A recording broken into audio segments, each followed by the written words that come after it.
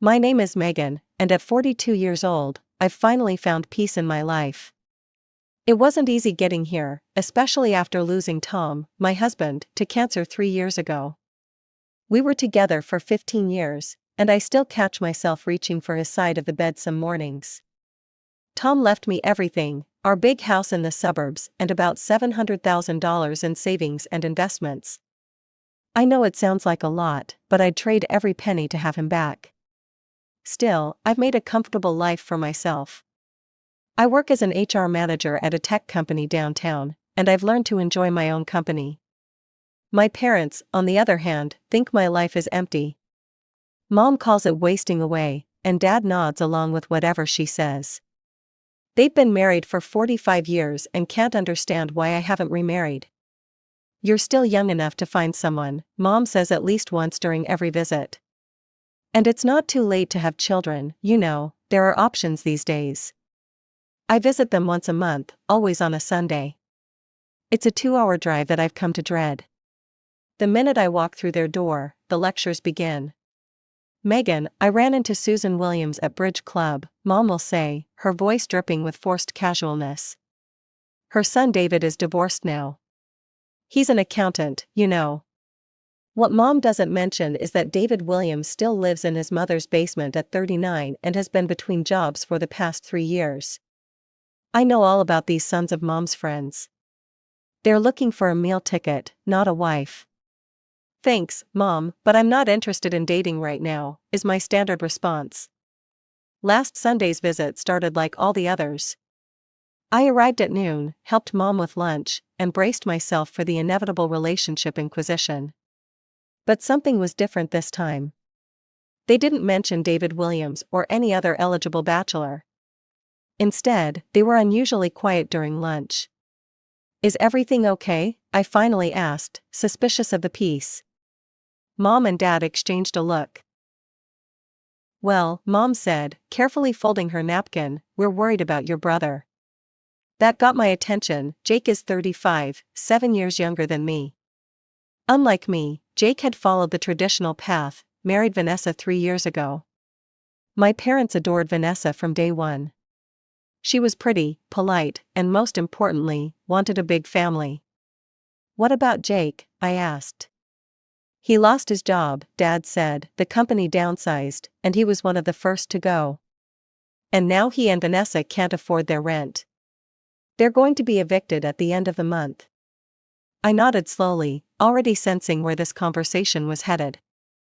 "They need a place to stay," Mom added, her tone shifting from concern to demanding. "Just until Jake finds another job and they save enough for a new apartment." I sighed. "Jake's a bit chaotic, Mom, you know that. And I'm used to living alone." "He's your brother," Mom said sharply. "Family helps family. And Vanessa is such a lovely girl, she'll help around the house. They won't be any trouble." I doubted that. Jake had always been the golden child, but he was also impulsive and disorganized. Even as a kid, his room looked like a tornado had hit it.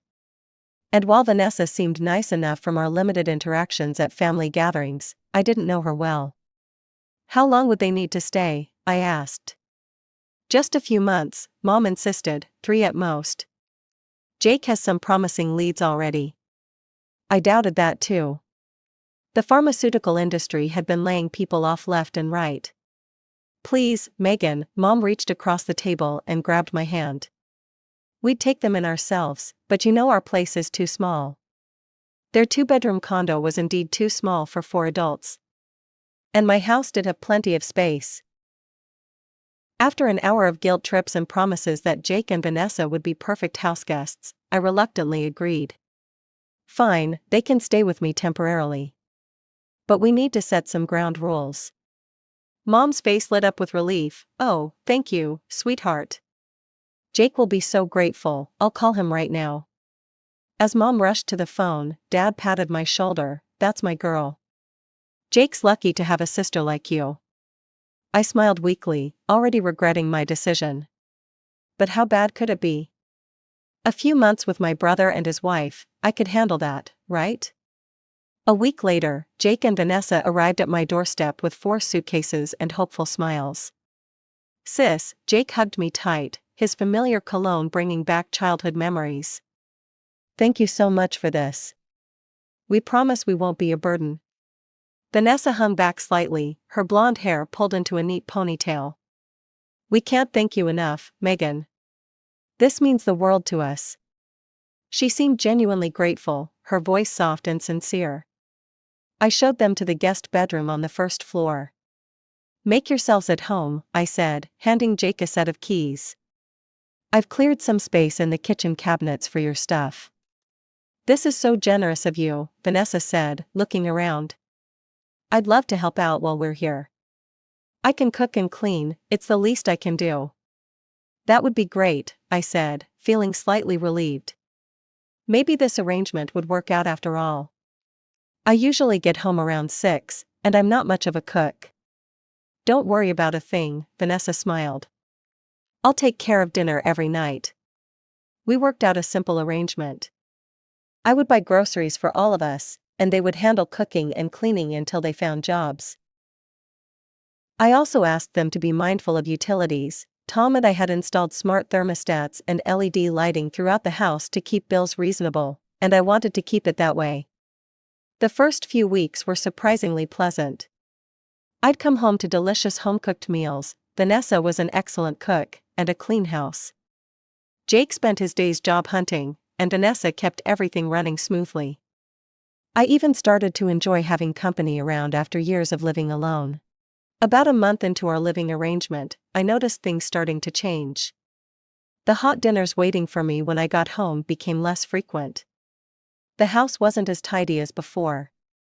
One Tuesday, I came home to find the kitchen untouched since breakfast, dishes still in the sink. I made myself a sandwich and sat down to eat alone. Around 7:30, Jake and Vanessa finally came home. "Oh, you already ate," Vanessa said, barely glancing at me as she dropped her shopping bags on the counter. "Yeah, I figured you guys were busy," I replied, trying to keep my tone neutral. "Everything okay?" Jake opened the fridge and grabbed a beer, just running some errands. I noticed Vanessa's bags were from high-end stores I couldn't afford to shop at regularly, even with my comfortable salary. I wondered how they were affording shopping sprees when they couldn't pay rent. The next evening was similar, no dinner prepared, and the house a mess. When they finally showed up, I decided to ask directly. "I thought we had an agreement about dinner and keeping the place clean," I said as I microwaved leftovers. Vanessa sighed dramatically, "I've been super busy lately. I'm starting a business with some friends. We've been meeting here during the day to plan everything." "Here? You've been having people over to my house?" I felt a flash of annoyance. "It's just a few friends," Vanessa shrugged, "we needed somewhere to meet." I put down my fork. "Vanessa, this is my house. I don't know these people. I'm not comfortable with strangers being here when I'm not home." "They're not strangers, they're my friends," she snapped. "They're strangers to me," I countered. "If you want to meet with them, you should go to a coffee shop or one of their houses." Vanessa stared at me for a moment, then threw her fork onto her plate with a clatter. She pushed back from the table and stormed off to their bedroom. Jake glared at me. "Way to go, sis. She's trying to build something here." "Jake, I'm not trying to be difficult, but..." He didn't wait for me to finish, just got up and followed his wife. After that night, the atmosphere in the house changed completely. Vanessa stopped acknowledging me altogether. No good morning, no how was your day, nothing. She also stopped cooking for me entirely. I'd come home to find evidence that they'd eaten, take-out containers or dirty pans, but nothing left for me. I went back to preparing my own meals, just as I had before they moved in. 2 months into their stay, I was beginning to feel like a stranger in my own home. One evening, I found them sprawled on my living room couch, watching TV and sharing a large pizza. They didn't offer me any. I decided it was time for another conversation. "Hey guys, quick question, how's the job hunt going?" Jake barely looked away from the TV. "Oh, you know, making progress." "What does that mean?" I pressed. He shrugged. I've had a few interviews, nothing solid yet. Vanessa didn't even pretend to acknowledge me. It's been 2 months, I reminded them. When you moved in, we talked about this being temporary. We'll let you know when we have news, Jake said dismissively, turning back to the TV. The following Sunday, I drove to my parents' house for our monthly visit. Jake and Vanessa had declined to join me. I was actually relieved. I needed to talk to my parents alone. When I arrived, Mom hugged me tightly. How's everything going with Jake and Vanessa? That's what I wanted to talk to you about, I started. Before I could continue, Mom launched into her concerns. Jake says you've been pressuring them about finding jobs. He says you treat them like they're taking advantage of you. I was stunned. What? I barely mentioned it. I just asked how the search was going. He says you're making them feel unwelcome, Dad added. That's not like you, Megan. They promised to help around the house, and Vanessa stopped doing that weeks ago, I explained. And she's been inviting people over without asking me. Mom shook her head. They're going through a difficult time, Megan. You need to be more understanding. Understanding? They're living in my house rent-free, and I'm buying all their food. I could feel my frustration building.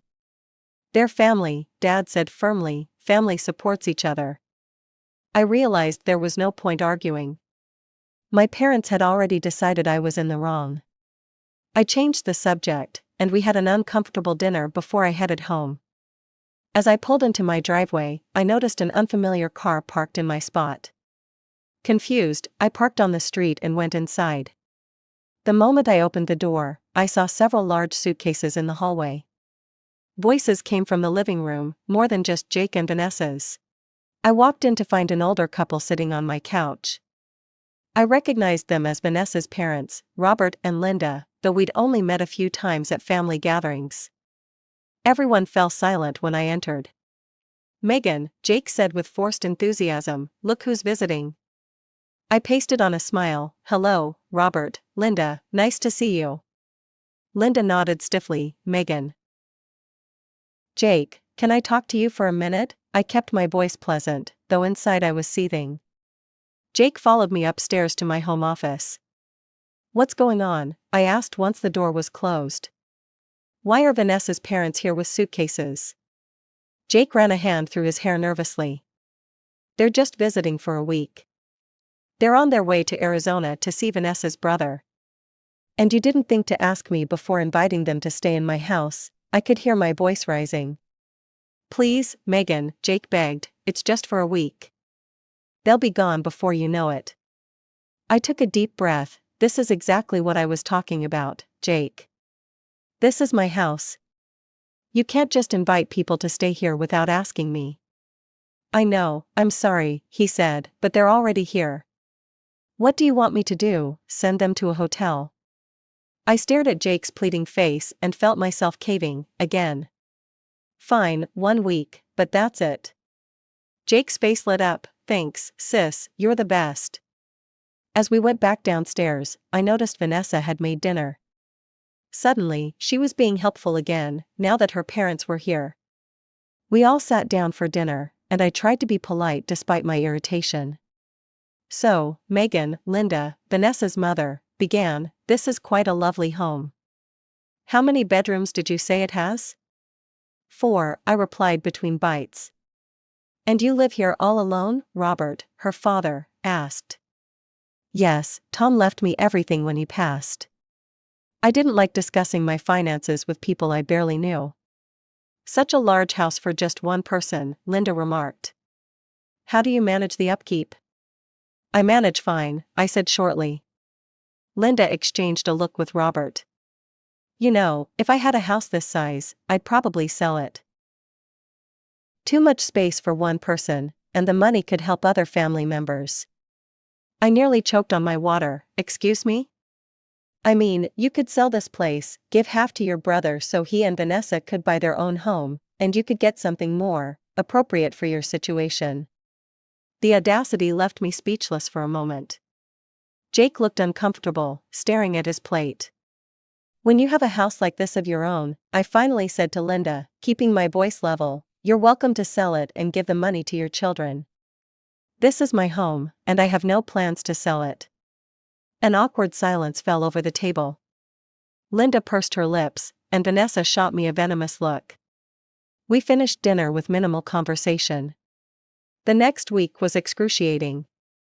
Every time I entered a room, conversation stopped abruptly. Linda and Robert asked invasive questions about my finances, my job, and my personal life. They treated my home like a hotel, leaving wet towels on the bathroom floor and dishes in the sink. I counted down the days until they would leave.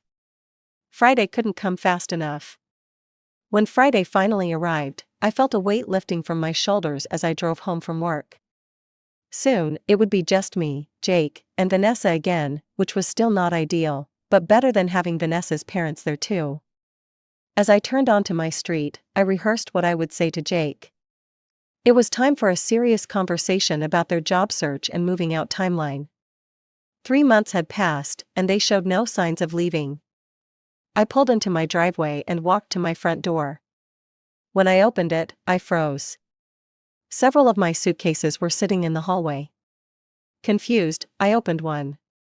Inside were my clothes, hastily folded and crammed in. My toiletries were stuffed in a side pocket. I heard voices from the living room and walked in, my heart pounding. Jake, Vanessa, and her parents were huddled together, looking at what appeared to be a guest list. "What's going on?" I said loudly. "Why are my things packed?" They exchanged glances, no one spoke for a moment. Finally, Vanessa shrugged. "We're planning my parents' 35th anniversary party. Their relatives are coming here tomorrow." Here, in my house? I couldn't believe what I was hearing. "It's just for the weekend," Jake said weakly. "And where am I supposed to go?" I demanded. "We thought you could stay at a hotel," Vanessa said casually. "Or with your parents, we need the space for the guests." I stared at them, dumbfounded.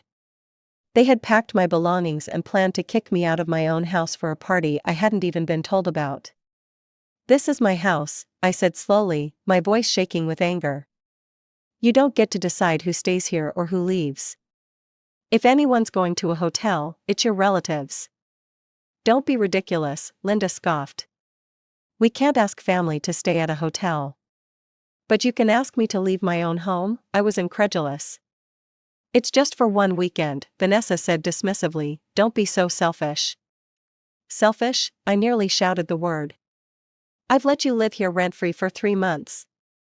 I bought your groceries, paid all the utilities, and put up with your complete lack of respect for my home and privacy."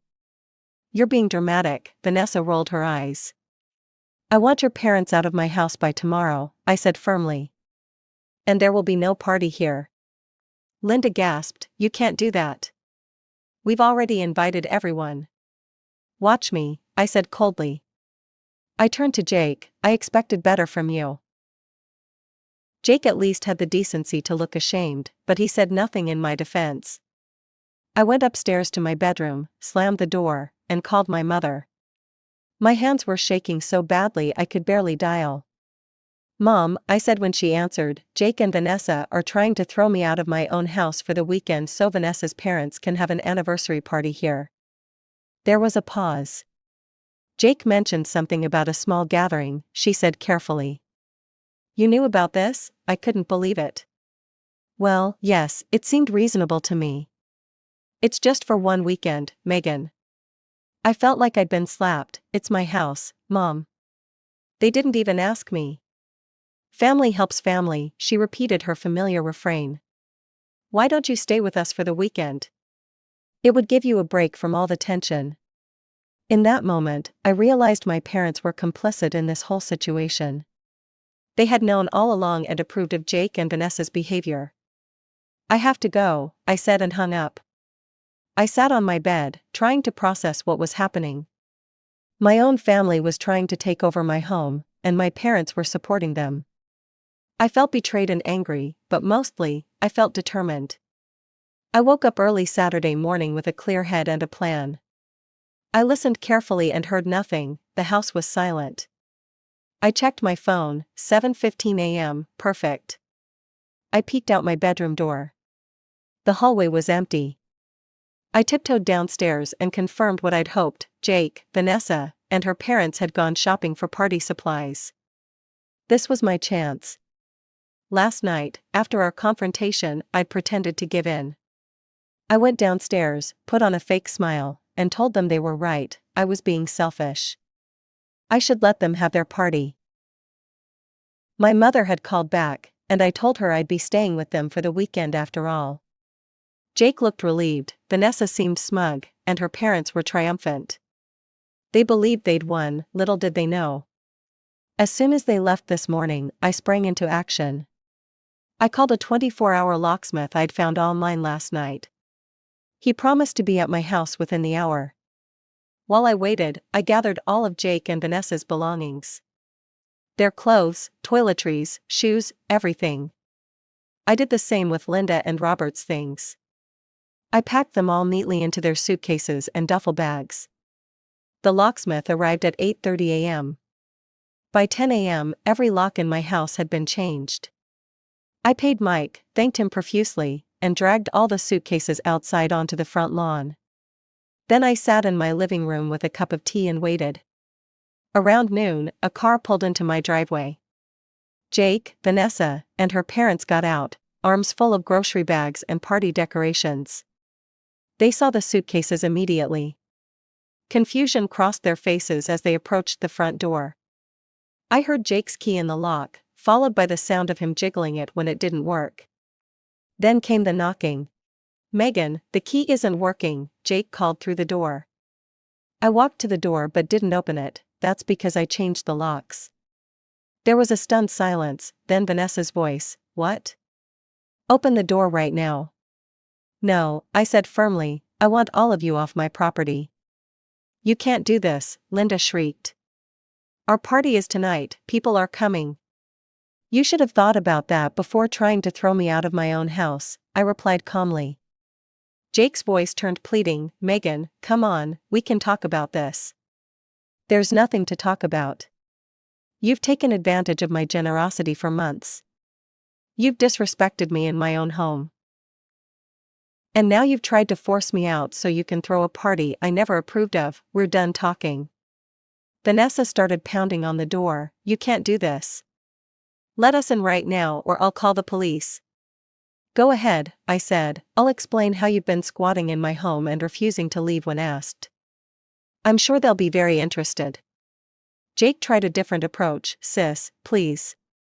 Where are we supposed to go? That's not my problem anymore. You've had 3 months to figure it out, time's up." Linda was wailing now about her ruined anniversary. Robert was trying to calm her down. Vanessa had moved from pounding on the door to kicking it. "If you damage my property, I will call the police," I warned her. The kicking stopped. "Mom and Dad are going to hear about this," Jake threatened. "I'm sure they will," I replied. "Now please leave before I call the authorities." There was more arguing, pleading, and threatening, but I stood firm. Eventually, I heard them loading their suitcases into their cars. I watched through the window as they drove away, Jake and Vanessa in one car, Linda and Robert in another. As predicted, my phone started ringing almost immediately. My mother's name flashed on the screen. I declined the call. Then came a barrage of text messages. "Mom, what have you done? Jake says you threw them out. Dad, call us immediately, young lady." I turned off my phone, made myself another cup of tea, and sat in the peaceful quiet of my home for the first time in months. The messages kept coming over the next few days. My parents called and texted incessantly. Their messages grew increasingly angry, calling me cruel, selfish, and heartless. Jake sent a long text saying he was cutting ties with me forever. I didn't respond to any of them. After a week, I finally turned my phone back on for good. The messages had slowed to a trickle. I heard through my cousin Emily that Jake and Vanessa had moved in with my parents. Apparently, my parents' tune changed quickly when they had to deal with Jake and Vanessa's entitled behavior firsthand. Emily told me my parents had given Jake and Vanessa an ultimatum: find jobs within 2 months and save enough for their own place, or they'd have to leave. I couldn't help but smile at the irony. It's been a month since I changed my locks. My parents still aren't speaking to me, and honestly, I'm okay with that. The silence has been healing. No more lectures about my life choices, no more pushing me to date men I'm not interested in, no more guilt trips about not having children. I've rediscovered the peace of my home. I've reclaimed my space and my boundaries. Some might call me selfish for not letting my family walk all over me, but I call it self-respect. Maybe someday we'll reconcile. Maybe my parents will realize that their golden child isn't so golden after all. Maybe Jake will grow up and take responsibility for his own life instead of expecting handouts. Maybe Vanessa will learn that family isn't a resource to be exploited. Or maybe not. Either way, I'm done being the family doormat.